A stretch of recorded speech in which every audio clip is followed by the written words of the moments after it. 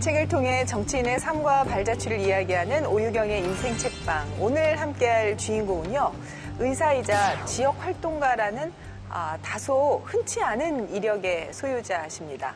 마을 공동체를 책임지는 의사에서 국가를 책임지는 의사로 변신한 더불어민주당의 이용빈 의원 모셨습니다. 어서 오십시오. 네, 안녕하세요. 반갑습니다.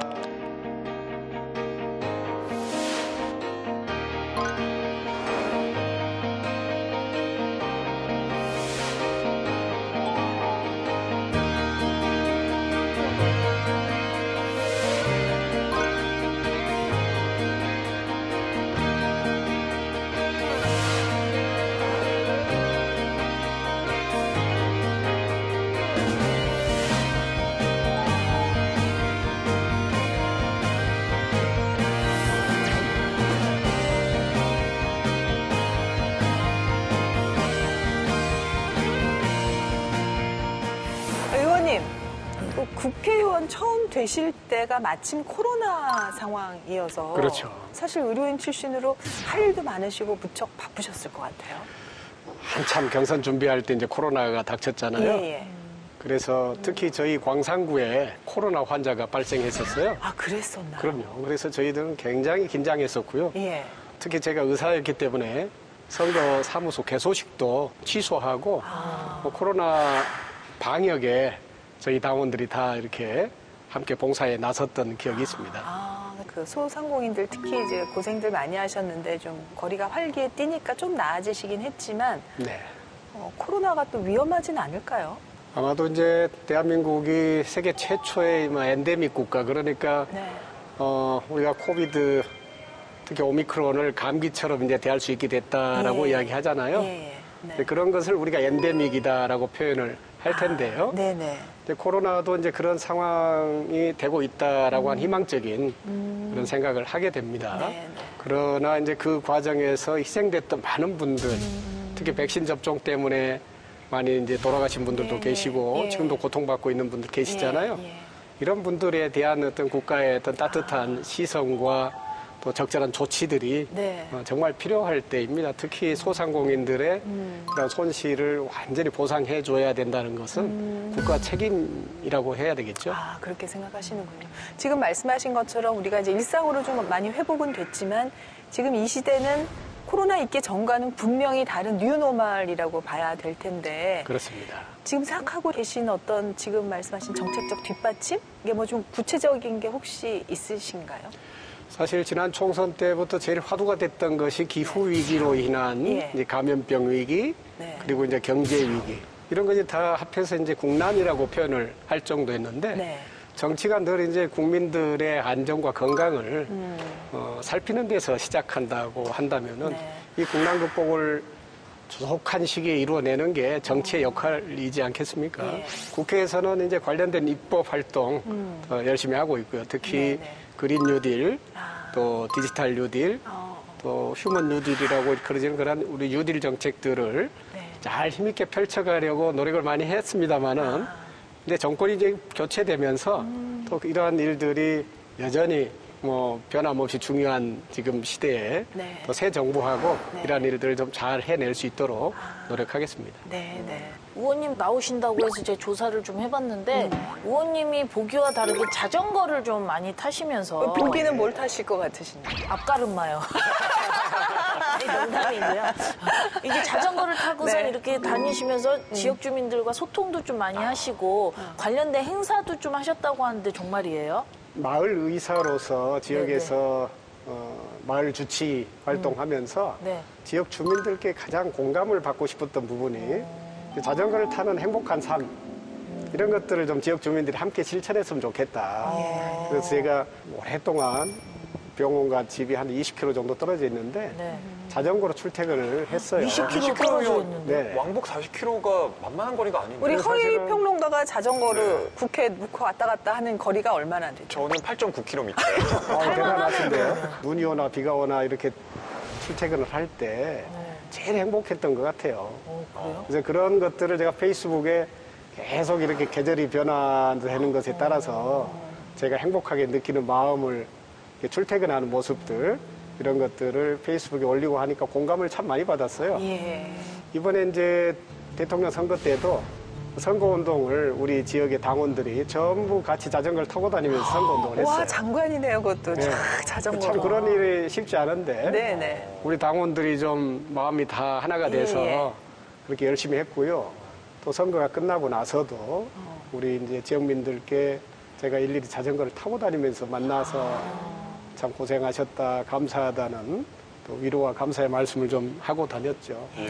아까 의원님께서 기후위기 또 그린 뉴딜에 대해 관심이 많으시다고 하셨는데 또 어떤 활동을 관련해서 하고 계신지 여쭤보고 싶어요. 네.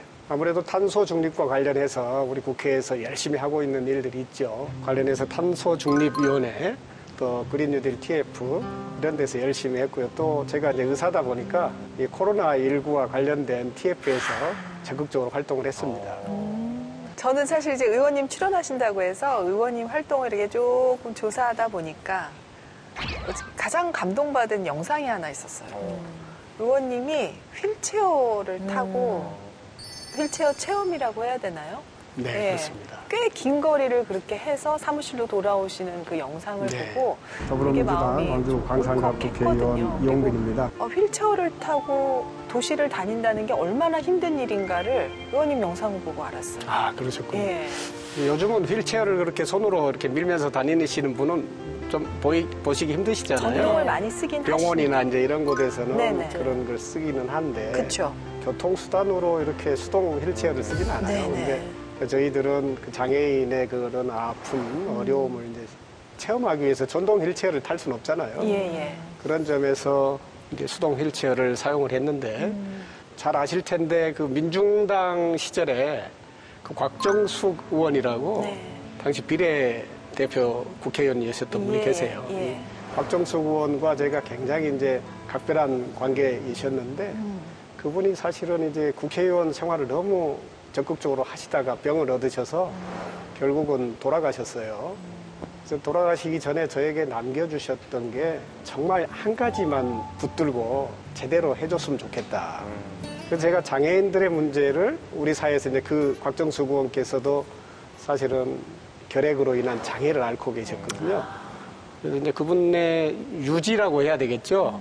늘 장애인과 함께하는 정치인이 되겠다. 타고난 장애나 후천적 사고로 인한 장애는 있을 수 있지만은 국가나 사회가 이 장애가 있어서는 안 되겠다 하는 것을 이 정치 과정에서 반드시 좀 달성하고 싶다라는 것을 저는 굉장히 가슴에 안고 있습니다. 네, 그래서 네. 그런 체험 통해서 정말 함께하고 싶었고요. 사실은 제가 국회의원 이제 2년이 됐는데 그 과정에서 이 장애인 분들의 아픔을 더 깊이 공감하지 못해왔던 것 같은 자괴감이 들어서 저 스스로에 대해서 좀 채찍질도 하고 그래서 휠체어 타는 동안 상당히 눈물도 나고 그랬습니다. 그러셨을 것 같아요. 예. 이런 의원님이 고른 인생책은 과연 뭘까 굉장히 궁금하실 텐데요. 네. 도올 김용옥 선생님의 나는 코리안이다. 동경대전. 야, 이렇게 동경대전이다 이거야 이렇게 해야 돼. 맞아. 이 책을 읽어야 된단 말이야. 막 이런 책을 읽어야 된단 말이야 이거야. 와, 저희가 이 책을 들고서 정말 깜짝 놀랐는데 의원님, 이 동경대전을 언제 알게 되신 거예요? 저는 아마도 중학교 3학년 때 사회 시간에 예. 우리 사회 선생님이 상당히 진보적이셨던 것 같아요. 광주의 선생님이셨으니까. 네. 그 선생님이 이 동학혁명에 대해서 이야기해 주실 때 예. 굉장히 제 마음에 많이 와닿았던 것 같습니다. 그래서 제가 고등학교 1학년 때 5.18을 경험을 했죠. 그때 고1 때셨고. 고1 때 사춘기 때잖아요. 네. 근데 고1 때 왜 우리 사회는 이렇게 경제적으로 정치적으로 암울하고 어려운 현실일까. 근데 프랑스 혁명이나 이런 것들을 생각해 보면 우리에게도 뭔가 혁명적 시기가 필요했을 텐데 그런 것들을 이제 사회 선생님이 많이 알려주셨던 것 같고요. 그 과정에서 이 동학에 대해서 정말 알고 싶다 그런 마음이 있었죠. 그래서 고등학교 1학년 때 문고판 이 동경대전 또 용담유사 이런 책들을 사서 혼자 좀 탐독을 많이 했어요. 누가 시킨 것도 아닌데 숙제도 그렇죠. 아니었고. 사람이 곧 하늘이다. 이런 생각이 세상 사람들이 다 가지고 있으면 정말 좋은 세상이 될 수 있겠구나. 아, 옛날 분들은 이런 생각을 하셨겠구나. 이 책에도 보면은 첫 문장이 동학은 눈물이다 이런 글이 있어요. 저도 늘 그 생각을 했습니다. 어린 나이부터 그렇게 생각을 진짜 좀 특별한 분이세요. DNA가 좀 남다르신 것 같아요. 중학교 3학년 때 아마 광주 사람이어서 그랬을 것 같아요. 근데 저는 이제 그러셨을 고1 수도 때 자전거를 타고 교련복을 입고 시민군들의 뒤를 이렇게 따라다녔었는데 참 함께 이렇게 총을 들 수 있는 용기는 없었고 또 거기에 대한 이해도 좀 부족했겠죠. 그러나 내가 나중에 꼭 이 역사 현장을 사람들께 꼭 알려야 되겠다. 이런 마음은 있었는데 이게 저는 하나의 사회혁명 과정이다 이렇게 생각했고 그것을 뒷받침하는 역사적인 또는 철학적인 어떤 근거가 뭘까 이런 것들을 나름대로 공부를 했었던 것이 동학이었거든요. 그래서 이제 동학이 제 삶을 이끌었다. 저는 이제 그렇게 생각을 하고 있습니다. 근데 진짜 어릴 때 내가 어떤 일을 겪었느냐에 따라서 굉장히 각성의 정도가 다를 텐데 그 일반적으로 편안하게 살았으면 몰랐을 것을 고1 때 겪은 광주 민주화 운동이 있었기 때문에 그렇죠. 더 많은 각성을 가질 수밖에 없었겠다라는 생각이 들고 저는 고1 때 진짜 연애소설에 빠져가지고 있을 때 프라우스 이런 거. 남다르시긴 한 것 같아요. 그때 하이틴 로맨스 한참 유행이었거든요. 가시나무새라고 그 신부님과 동학 사랑을 대전을 하는 읽으셨었어야죠. 아니 그러니까 참 특별하게 느껴지신다고요. 저도 특별하게 느껴져요. 이용빈 의원님이 지금 그 고1 때부터 이제 마음의 중심으로 삼았던 이 동경대전 네. 어떤 책입니까? 이 책은 동학의 창시자인 수훈 최재우 선생이 지은 책입니다. 네. 총 4편으로 이루어져 있는데요. 선언문의 성격을 가진 이 포덕문이라는 글이 있고요. 또 동학을 논한 논학문, 그리고 덕을 닦을 것을 강조했던 수덕문이라는 글이 있고, 또 천도의 이치를 이제 설파했던 불연기언이라고 하는 이 4편이 실려 있는데, 이 책은 이제 2대 지도자인 최시영 선생이 이제 출간을 했습니다. 쓰기는 최재우 선생이 썼지만 출간은 그 후대에 됐다는 것. 그리고 무엇보다 도올 김용옥 선생이 번역과 풀이를 했다는 점에서 또 한국의 사상사적 측면을 여러 가지 면에서 엿볼 수 있는 그런 아주 대작입니다. 예. 참 시청자분들께서 동경대전에 과연 어떤 내용이 있을까 궁금하실 것 같은데요. 하나하나 살펴보도록 하겠습니다. 자, 동학을 말한다로 뽑아봤습니다. 자, 동경대전을 이해하기 위해서 저희가 뽑아본 첫 번째 키워드. 수훈 최재우는 누구인가? 예. 어떤 분입니까, 과연? 우선 1824년에 경주에서 태어나셨는데요. 네네. 이 아버지 최옥이라는 분은 영남의 유학자였습니다. 아버지의 사랑을 듬뿍 받고 자랐는데 이 최재우 선생이 어렸을 때부터 사회적 차별에 시달려요. 왜 그런가 하면 어머니가 혼인을 2번 한 이른바 재가녀였기 때문입니다. 그러니까 당시에는 이것이 너무나 손가락질 받는 뭐 그런 일이었기 때문에 최재우 선생에게도 그 여파가 이제 밀어닥쳤던 건데요. 이후에 부모님이 돌아가시고 또 가세가 급격히 기울게 되면서 1860년에 이른바 득도를 하게 됩니다. 신비한 영성체험, 그러니까 종교체험을 하게 되는데 그것이 최재우 선생의 인생의 전환기를 마련하게 되고 이후에 1861년 동학을 본격적으로 체계화하고 전파시키기 시작합니다. 그렇게 최재우 선생이 동학을 만들어낸 다음에 실제로 활동했던 시기가 길지 않아요. 불과 2년 정도밖에 되지 않는데 그 기간에 정말 큰 교세를 얻게 되었고 또 그 와중에 정부로부터는 세상을 어지럽힌다라는 제목으로 붙잡혀서 41살의 나이에 세상을 떠나게 됩니다. 지금 이제 그 어머니에 대한 얘기, 어머니가 신분적으로 재가녀면은 이제 그 자식이 사회적인 활동이 좀 많이 막히는 그런 상황이었지만 아버지는 굉장히 그 가계도로 올라가면은 저희가 그 유명한 최부잣집도 이 그렇죠. 가게에 있고 또 칠대조 중에서는 그 임진왜란 때 크게 활동한 분도 계시던데 어떻게 의원님께서 혹시 그 가계도에 대해서 좀 설명을 해주실 수 있을까요? 이 책에 잘 소개가 돼 있는데요. 이 최진립 장군은 최재우 선생님의 7대조시죠. 의병장이셨어요. 임진왜란 때. 그리고 병자호란 때도 나이가 60대 중반이었는데도 전장에 나가서 끝까지 지키다가 뭐 화살로 아주 고슴도치가 되도록 맞으면서까지 아주 장렬하게 전사하시면서 말하자면 공동체를 지키기 위해 헌신했던 예. 그런 분이셨죠. 예. 특히나 저희들이 요즘 말하는 노블리스 오블리제를 예. 실천해 왔던 그런 집안이었다라고 생각이 되는데 네. 특히나 임진왜란이나 항일 의병 항쟁을 할 때나 늘 공동체가 위험에 처하면 그럼 지식인 사회가 또 의병을 일으키고 이런 과정들이 있어 왔습니다. 네.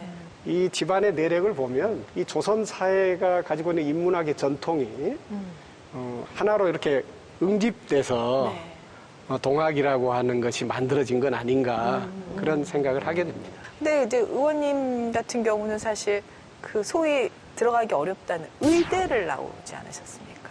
네.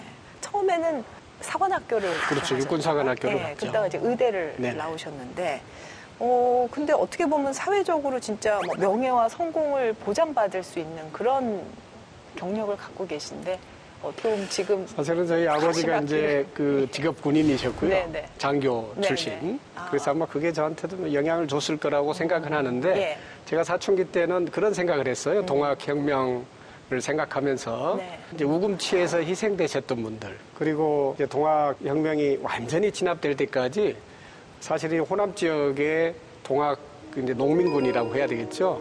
한 30만 정도가 거의 학살이 됐다고 해요. 그래서 저희가 그 아픔을 이렇게 생각하면서 전쟁을 잘 할 수 있는 지도자가 필요했구나. 그런 동학혁명과 같은 혁명적 시기가 오면 군인이 꼭 필요하겠다라는 생각이 들어서 내가 육군사관학교를 가서 그런 준비를 좀 해야 되겠다. 이런 사춘기 때 마음이 좀 있었어요. 그래서 육사를 가신 거예요? 네, 전봉준처럼 그런 역할이 필요할 때 실수하지 않으려면은 내가 군사 전문가가 돼야 되겠다. 그런 생각을 하고 육사를 갔는데 저희들이 이제 5.18 광주 민주항쟁 겪으면서 그 또 육군사관학교에서 느꼈던 군부 독재에 대한 그런 것들이 생각들이 많이 이제 정립이 되면서 이제 사회혁명은 군사혁명으로 뭘 할 수 있는 시대도 아닐 뿐만 아니라 이런 사회혁신을 생명을 살리는 일을 하면서 하는 것이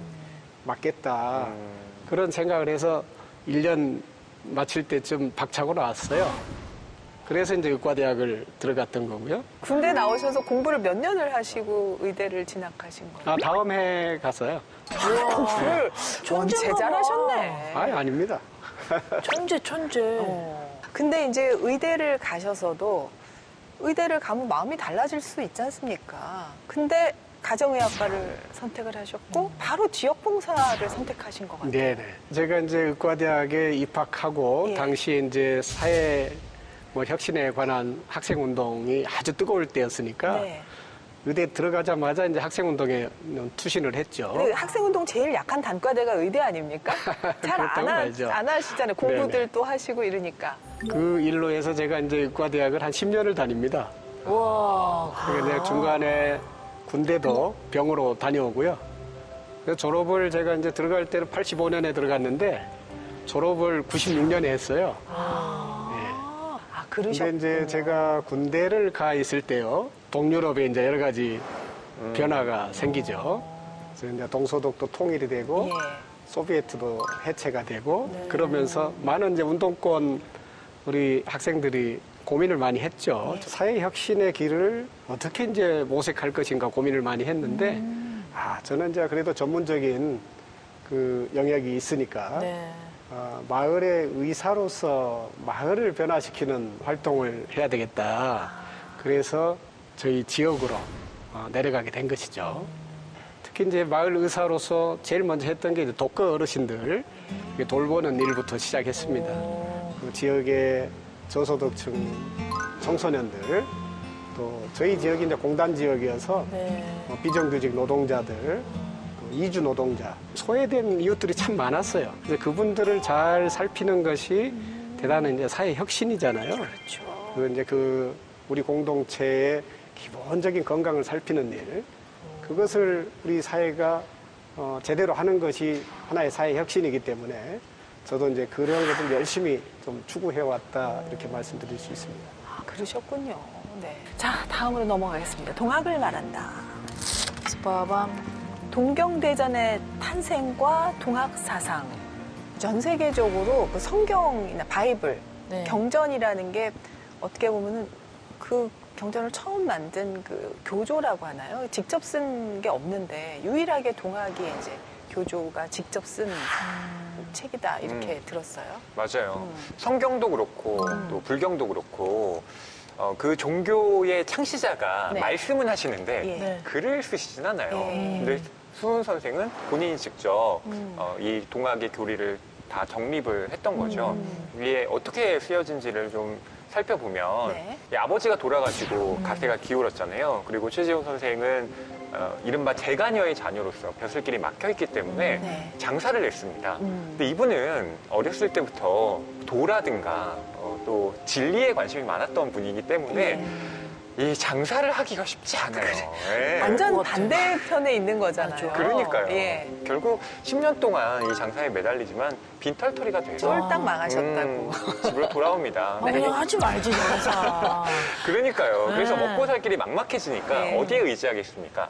처가로 갑니다. 아, 굉장히 눈이 섬뜩해지시는데. 그러네. 두렵네요. 처가로 간다고 하니까. 그래가지고. 예. 그렇게 은둔 생활을 하던 중에 어느 날 스님이 찾아와서 어떤 책을 좀 번역해달라. 아, 그 부분부터 좀 신묘하더라고요. 그렇죠. 예, 예. 네, 저도 좀 신기하게 어떻게 생각이 찾아갔을까? 근데 이 스님이 번역을 좀 부탁한 책이 뭔가 봤더니 천주시리, 이 마테오 리치가 쓴 그 천주교 교리서가 아닌가. 그게 김용욱 선생님의 이제 추측이신 그렇습니다. 거죠. 그렇게 해석을 하고 있는데 예. 그러면서 최재우 선생이 자연스럽게 서양의 이 종교라는 게 무엇인가, 그러니까 서양의 근간이 되는 정신 사상이라는 게 무엇인가를 깊이 공부하게 됐다는 거죠. 그리고 이후에 이 동경대전이라고 하는 서학을 수용한 동학이라고 하는 기틀을 마련해서 바로 이 책을 쓰게 됐다는 겁니다. 예. 근데 어찌됐건 쓰시긴 했지만 편찬이 된 거는 이대교주인 최시영 선생 때인 거죠, 그러니까. 그렇습니다. 예. 이제 최재우 선생님은 어떤 종교를 창시하고자 하는 그런 생각이 있으셨던 건 아닙니다. 예. 이 사회 대전환기에, 그러니까 개벽이라고 하는 세상을 열어가는 어떤 하나의 그 이론적 기틀 또는 사회학 뭐 이런 걸로 생각을 하는 것이죠. 이제 실학자들이 천주교를 적극적으로 받아들이는 그런 시기였잖아요. 거기에 관련된 많은 이론서들을 우리 최재우 선생님은 읽으셨을 거라고 봐요. 그러니까 다시 말해서 천주교에 대한 해박한 지식이 있으셨다. 그것을 가지고 우리 학은 서학과 다르다라고 하신 것이고, 동학이라고 이름 붙이신 것도 조선을 해동이라고 하잖아요. 그렇죠. 그래서 서학과 다르게 이거는 조선의 학이다라는 뜻으로 동학이라고 하신 거거든요. 우리의 학문이다. 서쪽하고 반대되는 동의 의미가 아니고 우리 조선 문명이 가지고 있는 그러한 학문이다라고 해서 동학 이렇게 그렇군요. 이야기하신 거예요. 그렇군요. 네. 근데 그것을 글로 남기신 이유는 네. 선생님이 생각하시는 것이 왜곡되지 않기를 바라는 절실함이 있으셨던 거예요. 그래서 아마 선생님 뜻이 그대로 아마 전해지지 않을까 싶습니다. 글로 남아있기 그렇죠. 때문에. 해월 최시영 선생님을 특별하게 간택한 이유도 네. 그분이 어떤 다른 편견이 없는, 그러니까 다른 편견을 가진 지식인이면 안 맡기셨을 거예요. 네. 이분은 정말 글자도 잘 모르시는 그런 화전민 출신의 정말 배운 것이 없는, 정말 순수하게 최재우 선생의 뜻만 추종하는 네, 네. 그런 분이시거든요. 예. 그런 분이야말로 그 최재우 선생의 글을 예. 제대로 전수할 수 있을 것이라고 확신한 거죠. 아, 그렇군요. 근데 이 최시영 선생도 대단하신 게, 그 최재우 선생님께서 이제 사형을 당해서 돌아가시고 난 이후에 이제 쫓기는 몸이 되잖아요. 현상금 붙는 수배자의 신세가 네. 되는데 30년 넘게 도망을 다니신, 우와. 발각이 안 되는. 정말 대단하신 분이네요. 보통 밀고를 당하거든요. 예, 예. 근데 해월 선생 주변에 다들 그 인품과 품격에 감동해서 아무도 밀고하지 않아요. 야, 그 30년 넘게. 어떻게 해월 그렇게 숨어 선생님은 계셨는지. 36년을 도발이라고 그러죠. 저희들도 이제 학생운동할 때 도발이 다닌다고 하는데 네네. 전국을 돌잖아요. 예, 예.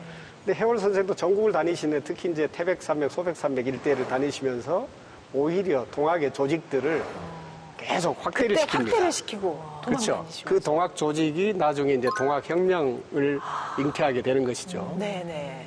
그리고서 그때 이 이제 어떻게 보면 최재우 선생님이 그때 쓰신 초판을 갖고 계시다가 편찬까지 하는 그렇죠. 그런 거를 아마 그 천도교인들은 거의 역사라고 생각하실 것 같아요. 엄청난 기적적인 일이라고. 그렇습니다. 이 책에 쉬운 보면 일은 아니죠. 이 천도교에서 이야기하는 것 중에 하나가 예. 이제 제자들이 암기하고 있다가 나중에 그걸 필사했다. 그런 구송설이 있거든요. 예, 예. 근데 그것이 아니다.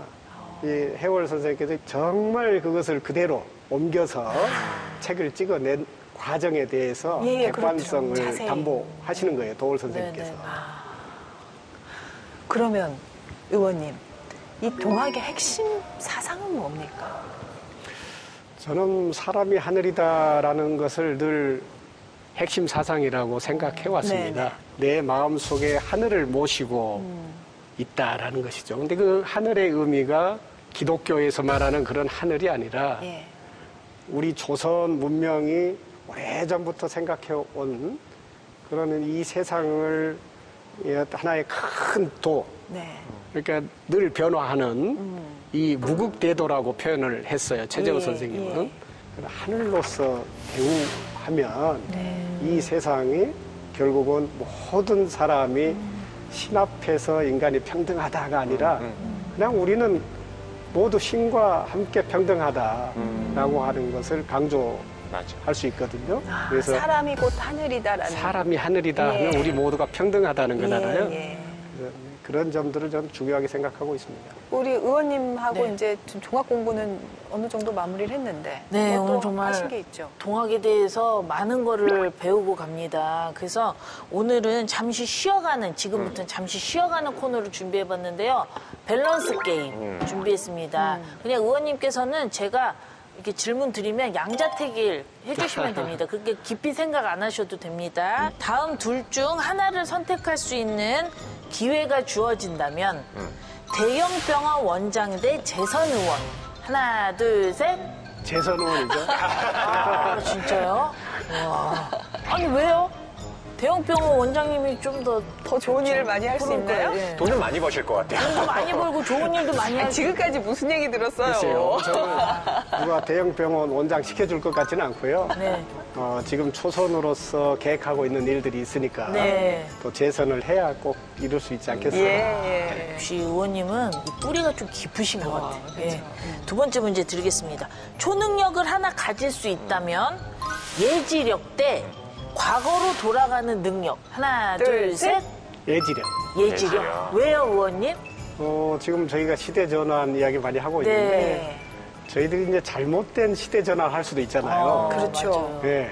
그래서 이제 우리가 지금 추구하고 있는 시대 전환이라고 하는 것이 네. 바른 선택이어야 되기 때문에 좀 예지력이 필요할 것 같아요. 예지력. 네네. 그럼 세 번째 질문 드리겠습니다. 의원님께서 자전거를 즐겨 타신다고 하셨잖아요. 한여름에 패딩 입고 자전거 타기 대 아우 생각만 해도 너무 낭난다, 힘들다. 진짜. 지옥의 산악 코스 자전거 타기. 하나, 둘, 셋. 패딩 입고 자전거 타기. 패딩 입고 자전거 타기. 차라리 더위를 견디시겠다. 왜요, 의원님? 이 패딩 입고 자전거 탄다고 해서 뭐 다치지는 않잖아요. 근데 지옥의 산악 자전거 하면 많이 부러져요. 그렇구나. 역시 그러네. 우리 의사 선생님 출신이라 다르신 것 같아요. 골조를 또 많이 그러니까요. 또 염두에 두고 네. 계시잖아요. 네. 자, 네 번째 질문 드리겠습니다. 다시 의대생 시절로 돌아간다면 가정의학과 전공을 바꾼다, 안 바꾼다? 하나, 둘, 셋. 안 돌아가고 싶어요. 왜요? 오래 공부하셔서 그러시죠. 공부가 너무 지금 힘드셨어요? 다시 공부하라 그러면은 아니 절대 안 하고 싶어요. 그래도 하라고 그런다면 가정의학 할 것 같아요. 가정의학으로. 그럼 마지막 질문 드리겠습니다. 의원님 지역구가 광주시잖아요. 올해 한국관광 100선에서 광주의 관광지가 두 곳이 선정됐다고 들었거든요. 외지인에게 둘 중 한 곳만 추천한다면 무등산 국립공원 대 국립아시아 문화전당. 하나, 둘, 셋. 국립아시아 문화전당. 오. 이유가 궁금한데요. 네.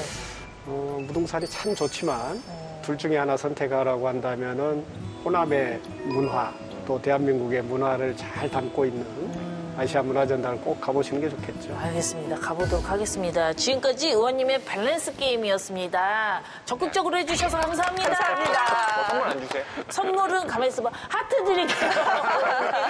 네.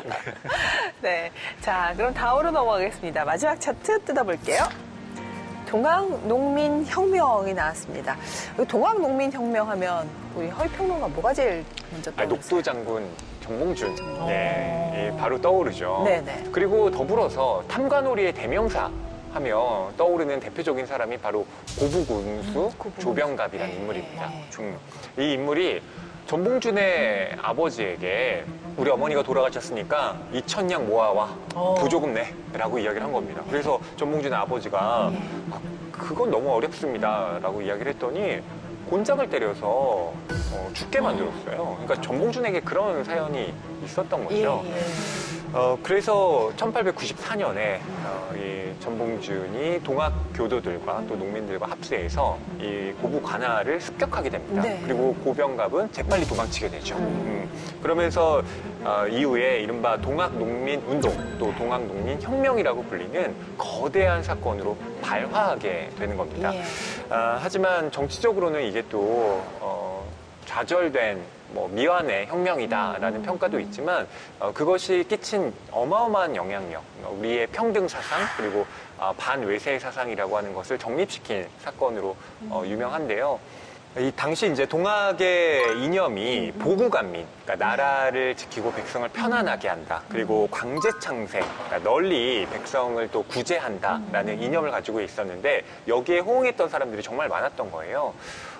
그리고 이 동학의 이제 핵심이라고 할 수 있는 최시영 선생이 이후에 붙잡히게 되는데 결국 사형을 언도받게 됩니다. 근데 이때 정말 역사의 아이러니라고 할 수 있는데 바로 이 재판정의 판사로 선 사람이 누군가 하면 바로 고부 군수였던 조병갑이에요. 그러니까 조병갑이 이때 변신을 해서 판사가 된 겁니다. 세상에. 이것도 진짜 우리의 굴절된 역사라고 볼 수 있는 거죠. 나라가 그러니까 망하려니까는 그렇게 그런 일들이 벌어졌던 것 같은데 그 시기에 이제 어떻게 보면 일본군이 우리나라에 들어와 있지만 않았어도 어떻게 보면 조선 왕조가 스스로 개혁하는 성과가 났을 수도 있겠다라는 생각이 들었어요. 근데 일본군이 이제 조총으로 무장하고 와 있는 상태니까 농민들이야 그냥 말씀하신 우금치 전투에서도 너무나 많이 사상자를 당하게 됐었고 그렇지만 거기서 끝난 게 아니었다. 이것이 결국은 3.1운동으로 이어졌다라고 얘기를 하던데 맞습니까? 그렇죠. 저는 이 동학혁명을 프랑스 혁명 때 어떤 각성한 시민 계급, 시민사회가 왕정을 전복시키고 시민의 나라를 만드는 과정이잖아요. 그렇죠. 동학혁명도 역시 왕이 지배하는 조선사회를 전복시키고 그 밀란의 끝에 동학혁명이 있는 거거든요. 30만 명의 동학민들이 일본과 정부군에 의해서 학살이 돼요. 그렇죠. 말하자면 동학이라고 하는 생각 자체를 말살을 하려고 하는 그런 과정들이 있었던 거죠. 그런데 그럼에도 불구하고 전국에 동학을 생각하는 분들이 많이 계셨던 거죠. 그래서 우리가 시민의 나라를 만드는 이 3.1 혁명운동에 33인 중에 15명이 동학 지도자였어요. 그랬다는 걸 이번에 알았습니다. 그러셨어요. 손병희가 이제 4대 교주였죠. 그래서 그분이 제일 주도적으로 그냥 종교 대표로 했었고요. 한 분으로 참여하신 줄 알았지 그 15분이나 되시는 줄은 몰랐거든요. 저는 그때까지만 해도 시민사회가 동학을 하나의 굉장히 중요한 사회운동의 중심 사상으로 가지고 있었다고 봅니다. 근데 그게 이제 지금까지 좀 단절되는 과정이 6.25 전쟁이라든지 남북분단 과정을 통해서 많이 희석됐다고 보고요. 어쨌든 이 사회 혁신을 동학이 이끌어왔다라고 보고 있죠. 저도 이번에 처음 알았는데 동학 농민혁명이 국가 기념일이더라고요. 그렇습니다. 그러니까 우리 역사에 있어서 이게 굉장히 중요하다는 걸 알았어요. 역사적 가치로서도 중요하고 지금의 시대 상황에 있어서 미래를 열어가는 네. 정말 중요한 철학으로서도 의미가 있는 것이죠. 네. 의원님 이번에 이제 이 책을 저희한테 추천을 해주셨는데 또 어떤 분들한테 추천을 하고 싶으세요? 모든 우리 국민들께서 동학이라고 하는 것이 우리가 꿈꾸었던 정말 오래된 미래. 네네. 그러니까 지금은 이제 불과 뭐 120여 년이 지났지만 앞으로 우리 시대가 과거에 김구 선생님도 말씀하신 것처럼 문화 강국 대한민국, 네. 뭐 타고르가 이야기했던 동방의 횃불 뭐 이런 것들이 대한민국의 미래를 이야기할 수 있는 거거든요. 예. 저는 그 미래에 가장 중심 사상이 동학이 될 것이다라고 확신을 하고 있습니다. 그런 점에서 우리 국민들이 늘 이 동경대전을 서가에 이렇게 꽂아두고 그 마음을 함께 알아주셨으면 좋겠다. 근데 오해하지 마세요. 의원님은 종교가 다른 종교가 네, 있으십니다. 네, 네. 알겠습니다. 동학은 천도교인이 한문으로- 아니시죠? 천도교인은 아닙니다. 아닙니다. 예. 자, 오늘 이제 동학 이야기를 참 많이 했는데 이제 의원님의 지금 의정 활동 중에 가장 좀 중점을 두고 계신 활동을 해도 몇 가지 좀 소개를 해주셨으면 좋겠어요. 네, 우리 동학 연명군들이 꿈꿨던 미래가 대동사회라고 생각합니다. 네. 이 대동사회라는 것은 가장 아프고 약한 사람들이 행복한 세상이거든요. 예. 그런 세상을 만드는데 정치가 우선 해야 된다. 그래서 이제 정치에 뛰어들었는데 그런 것들을 좀 남은 기간 동안 좀 아낌없이 해야 되겠죠. 예. 그 중에서도 이제 저는 의료 문제를 또 짚을 수밖에 없는데. 그러시죠. 전문가시니까요. 예. 예. 이런 의료 문제에 있어서 소외되고 배제됨이 없이 예. 모든 국민이 기본권으로서의 건강할 권리를 누릴 수 있도록 네, 네. 공공의료 영역을 더 국가가 책임지는 그런 제도 정책을 좀 보완하려고 노력하고 있고요. 구체적인 뭐 법안 혹시 하나 준비하고 계신 게 있으시거나 네, 그렇습니다. 그러시면 하나 소개를 해주시죠. 지금 발의 준비 중인 게 무장애 시설들을 반드시 의무적으로 지도에 표기할 수 있도록. 예. 그러니까 장애인들이 어플로 이렇게 보면 무장애 건물이 어딘지 네. 또 화장실 무장애 장애인들이 쉽게 사용할 수 있는 화장실이 어디 있는지 그런 식당이 어딘지를 쉽게 알 수 있도록 하는 그 지도를 의무화하는 그런 걸 무장애 시설이라고 합니까? 그렇죠. 그러니까 그러한 시설이 어디 있는지를 몰라서 이용을 잘 못하잖아요. 너무 좋은 생각이시네요. 너무 좋아요. 그렇죠. 네. 그래서 제가 이제 발의하는 것은 자치단체가 예. 관련된 건물의 정보를 예, 예. 반드시 의무적으로 예, 예. 취득해서 그것을 지도 서비스 업체에 의무적으로 제공하게 하는 그런 법안입니다. 응원하겠습니다. 네. 고맙습니다. 네. 저기 권지영 씨 우리 의원님과 함께 동경대전 읽은 소감 어때요? 의원님 같은 주치의가 우리 동네에도 있었으면 좋겠어요. 맞다. 뭔가 딱이에요. 이렇게 웃으시면서 대해주시니까 병원 가는 게 두렵지가 않고 예. 그냥 옆집 아저씨 만나러 가는 그런 느낌이어서 마음이 근데 인기가 따뜻해지고. 너무 많으셔서 오래 네. 기다려야 돼요. 그건 그럴 것 같아. 네. 요즘도 환자들한테 전화 자주 받습니다. 아 그래요? 네. 의원님 이따 전화 드려도 돼요? 궁금한 네. 허위평론가 이 책에 한 줄 평을 해주신다면요? 예. 이게 진짜 너무 어마어마한 책이라 제가 예. 감히 한 줄 평을 하기는 어렵고요. 도올 김용옥 선생이 이 책에 대해서 이런 말을 했습니다. 우리 민족에게 바이블이 있다면 이 책일 것이다. 이 책이다 이거야. 이 책이다. 네. 이 책이야. 이걸로 대신하겠습니다. 네. 오늘 이제 오유경의 인생책방 함께 하셨는데 시청자분들이 우리 이용빈 의원님 발견하는 시간 아니었을까 싶어서요. 시청자분들께 하고 싶은 말씀 있으시면 해주십시오. 네, 정치를 혐오하는 그런 시대입니다. 그러나 지금은 그런 혐오의 정치가 아니고 정말 쓸모 있는 정치가 필요할 때입니다. 그래서 제가 늘 우리 지역 주민들께 머슴을 잘 부리는 주인이 돼 주십사 부탁드립니다. 주인이 잘해야 머슴이 일을 잘한다. 저를 좋은 머슴으로 잘 부려주시길 부탁드리고요. 이 시대 전환의 그러한 위기 속에서 우리 대한민국이 이 동학 정신을 통해서 새로운 문명의 중심 국가가 되기를 기원하겠습니다. 의원님 오늘 인생책방 함께 해주셔서 감사드립니다. 네, 고맙습니다. 네, 고맙습니다. 감사합니다. 감사합니다.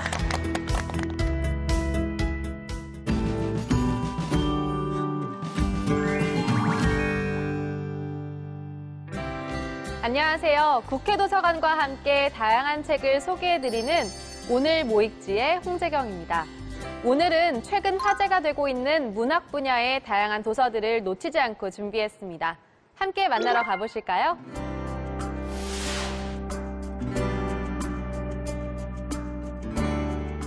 역사가 우리를 망쳐놨지만 그래도 상관없다. 첫 번째 책은 강렬한 문장으로 시작되는 이민진의 소설 파친코입니다. 7살의 부모님과 미국으로 이민을 가게 된 작가는 소설 파친코를 통해 내국인이면서 끝내 이방인일 수밖에 없는 이민자들의 처절한 생애를 이야기합니다. 구상부터 탈곡까지 장장 30년의 세월을 거쳐 소설 파친코를 완성했다고 합니다. 부산 영도에서 시작해 일본에서 살아가는 4대에 걸친 제일교포 가족의 삶이 1, 2권의 장편소설 속에 담겨 있는데요. 소설의 시대적 배경은 일제강점기부터 1980년대까지로 제일교포들이 일본에서 가혹한 차별과 가난을 견디고 정체성에 관한 의문과 끊임없이 마주하며 필사적인 투쟁과 힘겹게 얻은 승리를 통해 깊은 뿌리로 연결되어 하나가 되는 과정을 등장인물들의 삶을 통해 이야기합니다. 슬픈 나날이 지나가고 나면 또 다른 좋은 날이 찾아올 수도 있었다 라는 책 속의 한 문장처럼 뜻밖의 횡재를 할 수도 있지만 한순간 모든 것을 잃고 파멸할 수도 있는 운명을 알 수 없는 도박, 파친코 같은 그들의 이야기가 궁금하시다면 소설 파친코를 읽어보시는 건 어떨까요? 오늘 뭐 읽지 두 번째 책으로는 황보름의 소설 어서오세요 휴남동 서점입니다를 소개합니다.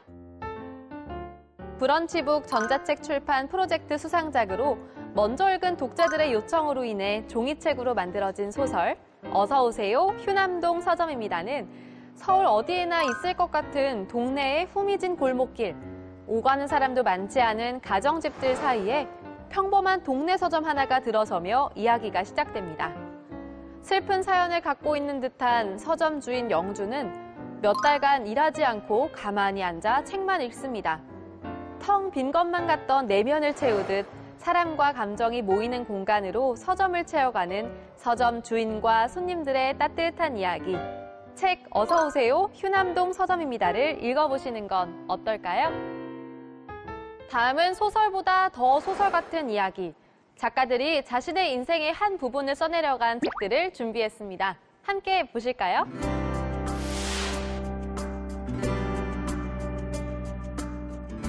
세 번째로 소개해드릴 책은 소년범의 대부, 호통판사로 불리는 천종호 판사의 책 내가 만난 소년에 대하여입니다. 천종호 판사는 소년범의 죄는 누구의 죄인가요? 라고 묻습니다. 8년간 소년법정에서 12,000명이 넘는 아이들을 만나온 그는 많은 경우 소년의 비행은 소년의 것이 아니라 사회의 것이다 라고 말합니다. 화제의 드라마 소년 심판의 모티브가 된 천종호 판사의 눈물과 감동의 소년 재판 이야기가 궁금하시다면 내가 만난 소년에 대하여를 읽어보시는 건 어떨까요? 네 번째 책은 과학 전문 기자 룰루 밀러의 책 물고기는 존재하지 않는다입니다. 저자 룰루 밀러는 인간이 우리 편의로 자연계에 그어놓은 선 때문에 그 너머 복잡성을 바라보려고 노력하지 않는다고 말합니다. 방송계의 퓰리처상으로 불리는 피버디상을 수상한 과학 전문 기자의 전기, 회고록, 과학적 모험담이 담겨 있는 책 물고기는 존재하지 않는다입니다.